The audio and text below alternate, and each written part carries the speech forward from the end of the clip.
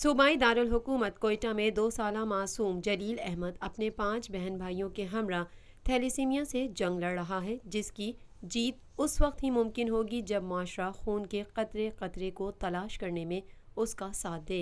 कमसिन जलील पर ताहाल ये तल्ख हकीकत आश्कार नहीं हुई कि यह अपने दीगर 4 बहन भाइयों की तरह थैलेसीमिया का मरीज़ है।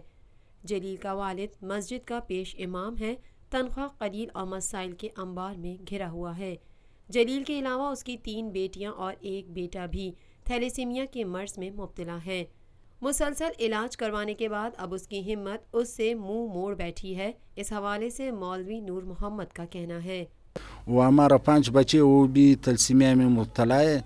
अभी तो हमारा बहुत घर में भी मुश्किलात है। हमारा मस्जिद का इमाम है, तकरीबन 5000 रुपया हमारा तनख्वाह है, वो भी तनख्वाह झटकों से दिया हुआ था। अभी बहुत परेशानी है। मैं तकरीबन 19 साल से हुकूमत से अपील किया हुआ है, लोगों से अपील किया हुआ है, लेकिन हुकूमत अभी तक मुझे से कुछ नहीं किया हुआ है। तकरीबन इस दौरान में 5 हुकूमत आया हुआ है, तकरीबन किसी ने से मुझे का आवाज़ भी नहीं सुनता था कि यार मौलवी साहब आपका बच्चे इस तरह है, अभी आपका साथ क्या ताउन मुझे करे। नूर मोहम्मद अपना एक बेटा खो चुके हैं और अब ये बीमारी उसके दीगर बच्चों को निगलना चाहती है। अगर इन मासूम बच्चों को मौसर तिबी सहूलियात मैसर आ जाएं तो उनकी जिंदगी के रोशन आसार मुमकिन हो सकेंगे।